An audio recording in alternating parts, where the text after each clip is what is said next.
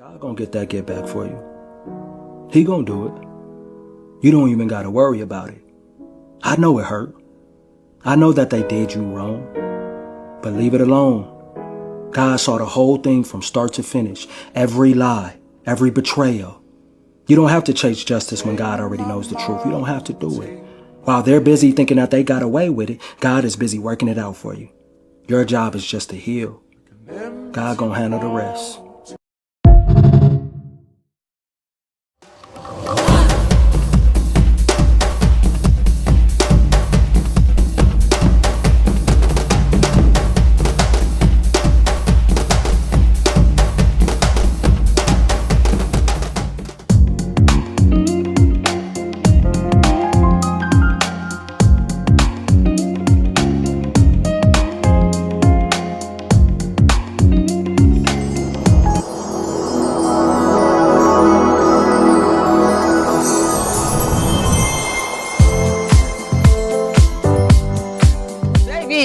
We have the t-shirts back in stock, my darlings.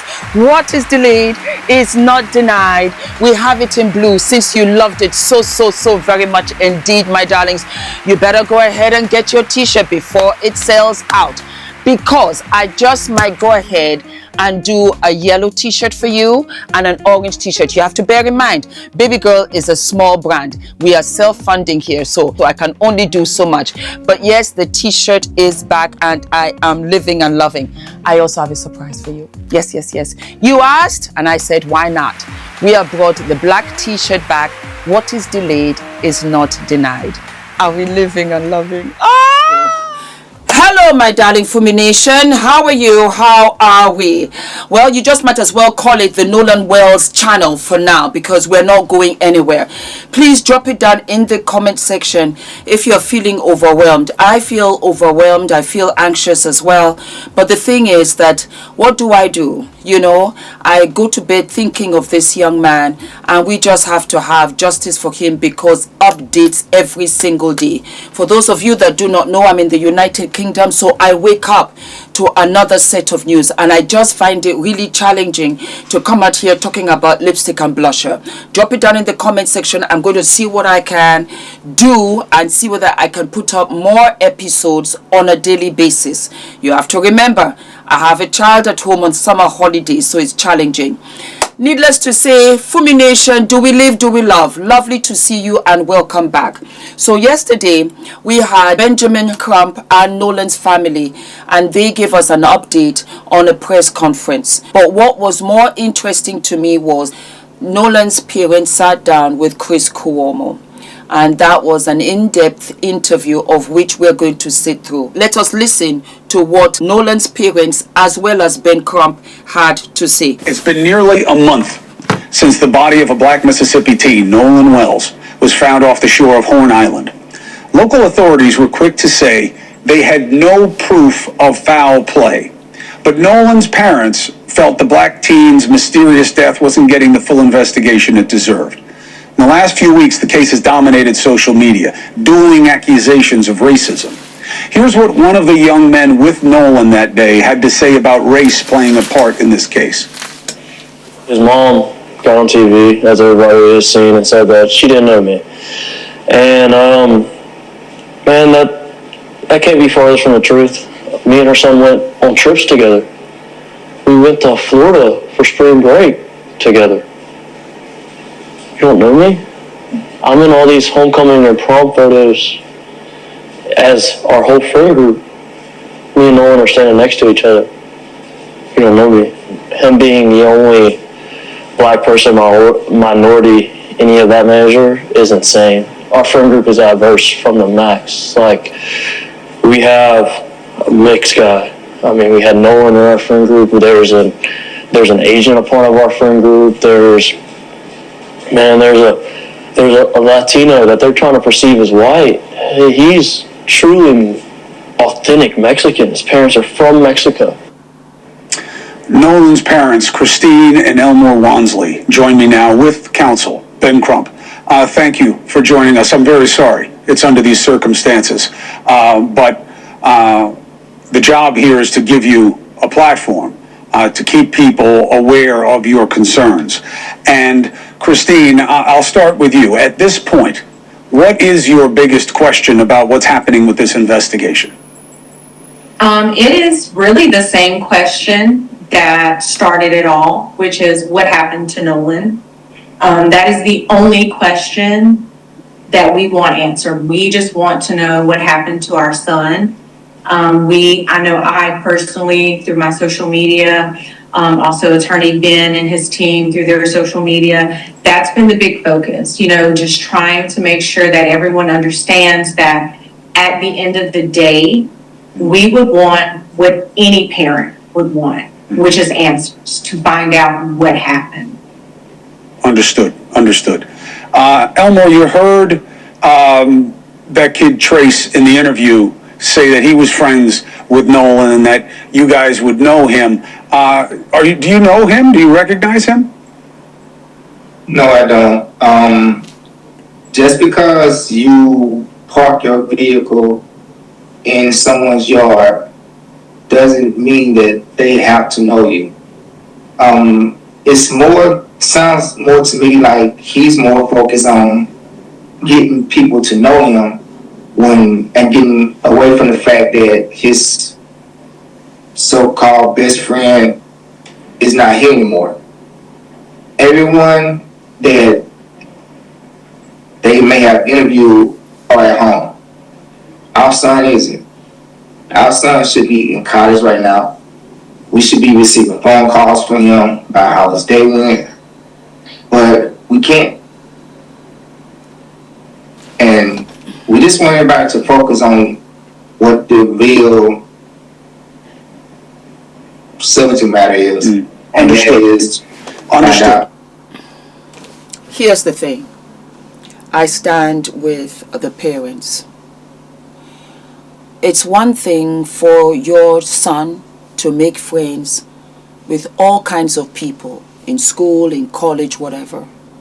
It's different from the kind of friends that walk through your door, that walk through your own door, that you know, that have introduced themselves to you and say, I am so son. And of course, you would have had Nolan who would have said, hey dad, this is my friend Tristan.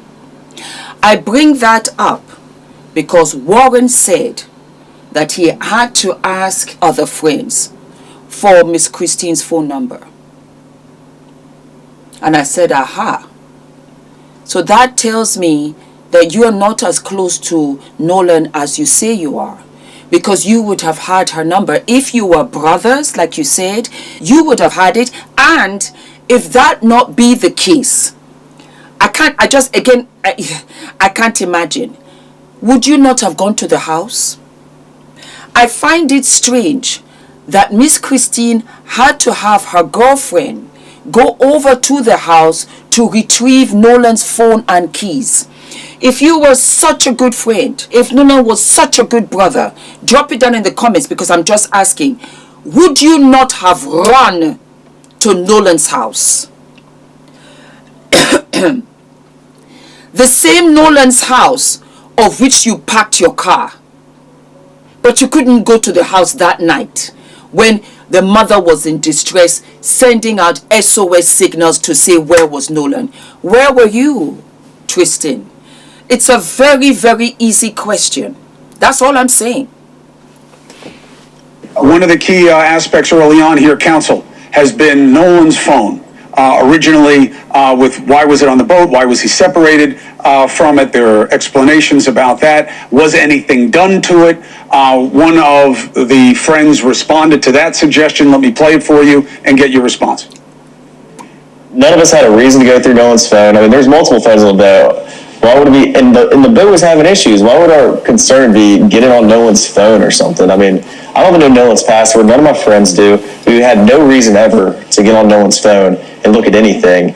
I didn't even touch Nolan's phone. None of us touched Nolan's phone until somebody took it off the boat and put it in White's truck, and then no one touched it until we handed it back, to the mom that was at my buddy's house. Counsel, was that square? Chris Como, Nolan is dead. We're going to dot every I, we're going to cross every T, we're going to look under every rock. His mother called his phone repeatedly with no answer. That raises questions. That's all we want to get to is answers. If this was your child, Chris Como, wouldn't you want to ask every question possible for everybody who was on Horn Island to say, did you see what happened to Nolan?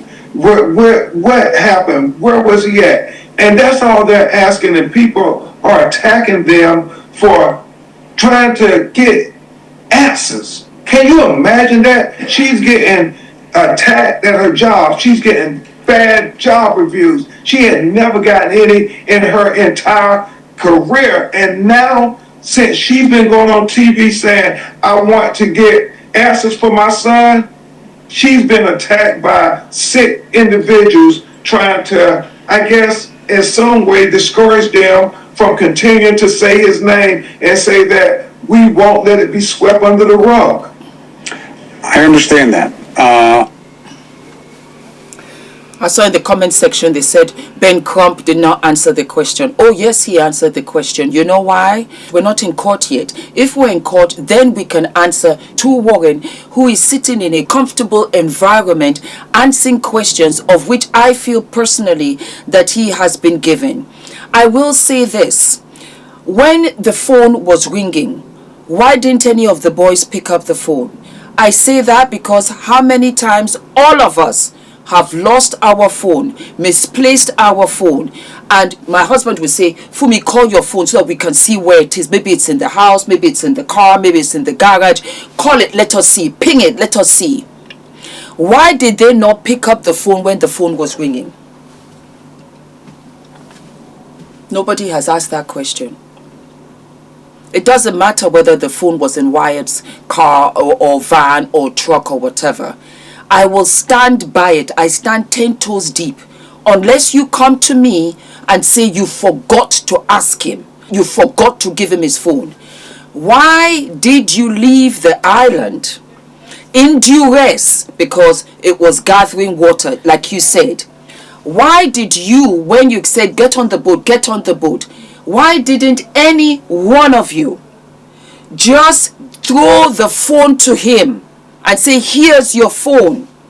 If you're not coming with us and you want to stay with Katie, take your phone. He was found in only his swim shorts. He had nothing else.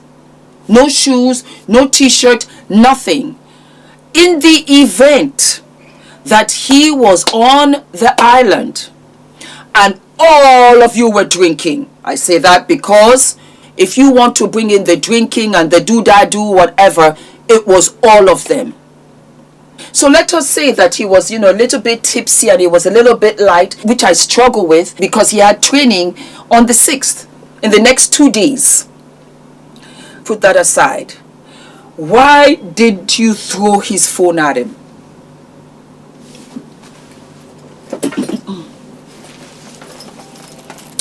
Why didn't you just put it in a bag and just throw the phone?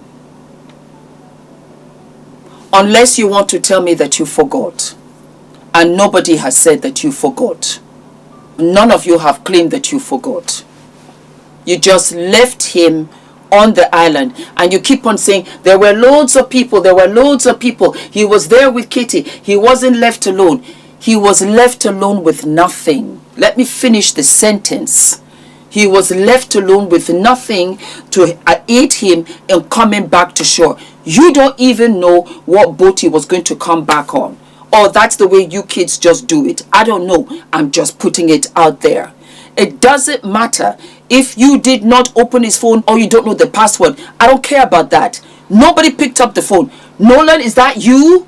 We're looking for you. Mommy is looking for you. Nobody did that. You just threw it in the truck and then you went about your business. Does that even make sense for it to be in the truck? Why would it be in the truck? Obviously, that's why we're all together right now, right? Is Christine, I want to make sure that you have the opportunity to get these answers. Do you believe, or do you have any reason to believe, that this investigation is doing exactly what you want it to do? Sure. Well, we know at the beginning they started out saying there was no foul play even before there was any investigation, Chris. So that was a concern to them at day one. That was the trigger for why we felt we had to go this route, because it wasn't even hours after they had found his body where I'm watching on the news that the sheriff is saying likely an accidental drowning. We do not feel there's any foul play, but yet stories are not lining up. And so from there, that's why we're here now. Elmore, again, I really don't know how you guys are holding it together and being able to stay focused. But I'm here for it as long as there is the need. When you look at this situation, what is your darkest concern that you just want to make sure isn't true? That's already happened.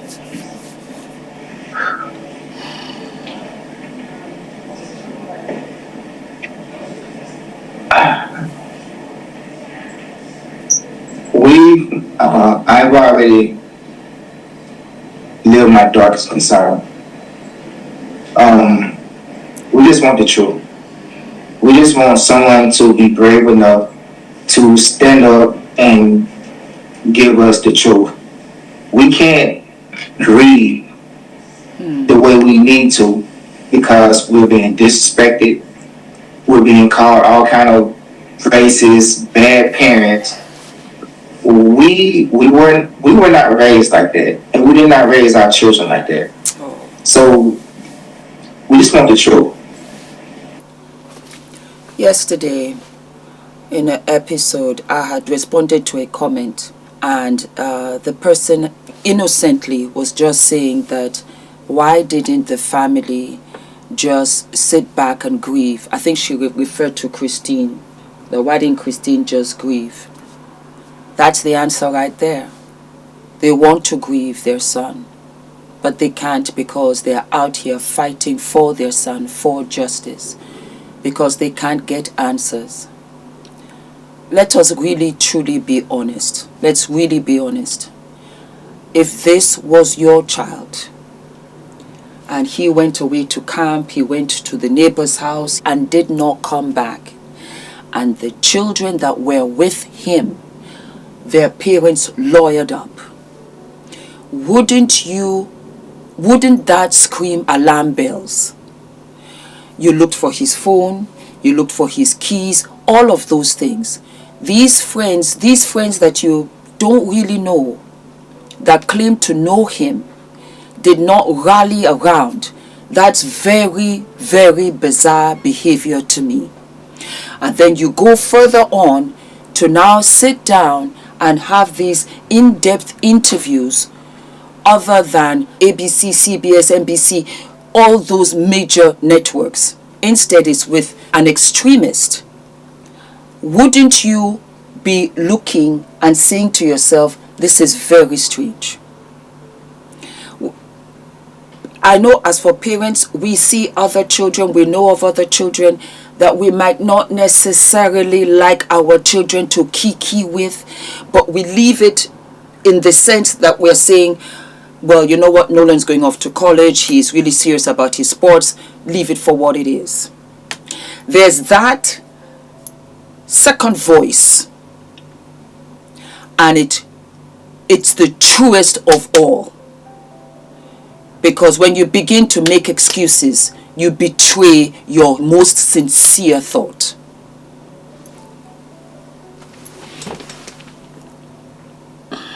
There's one thing that has become constant in this story. You raised a beautiful young man who everybody sees exactly through that lens.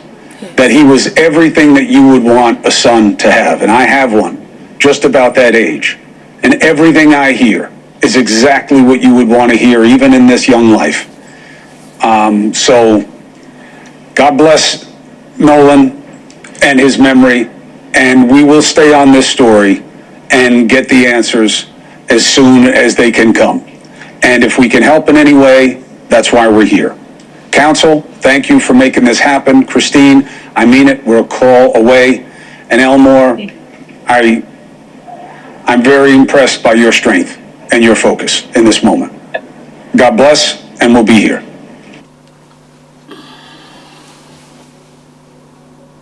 Isn't it interesting that Chris Cuomo is more empathetic than I have seen any of Nolan's friends' parents show to Nolan's parents? Isn't that interesting? Because his heart is so sincere. You can tell. He's very sincere, very respectful, and shows such empathy at a time like this. I'm yet to see that from Nolan's so-called friends' parents. Darlings, do not forget to like, to subscribe, hit the notification button, and I'll see you I'll see you sooner than later. All of my love. So excited. I mean, talk about keeping it in the family. For those of you that don't know, I was a beauty queen. Yes, I was Miss West Africa 1990. Yes, decades ago. And then it's come back full circle with my beautiful niece Farah, who is competing to be Miss Alberta. I want you guys to sponsor, to support her. She has a wonderful support page. Please go right ahead and support her. Please, please, please. She is absolutely beautiful and amazing. I remember when Farah was born, and to see her now walking on stage and winning all of these beauty competitions just warms my heart. So I want to use my platform to spread the word out there. Please support my wonderful niece Farah and just click onto the link and give her all the support that you can. I will deeply, deeply, deeply I will deeply appreciate it. And Farah, congratulations. Congratulations. Well, you know you're my daughter anyway, because I don't have daughters. So you are my daughter. It doesn't matter who birthed you. You're my daughter. And I am so, so proud of you. Fumi Nation, this is the first. Yes, my darlings. The next generation doing wonderful and amazing things. And for Farah to walk out on these platforms and really follow in my steps, in my footsteps, I am absolutely speechless. And I want you to support her. Okay? All of my love. Thank you, thank you, thank you. Thank you for everything. I love you guys. Mwah.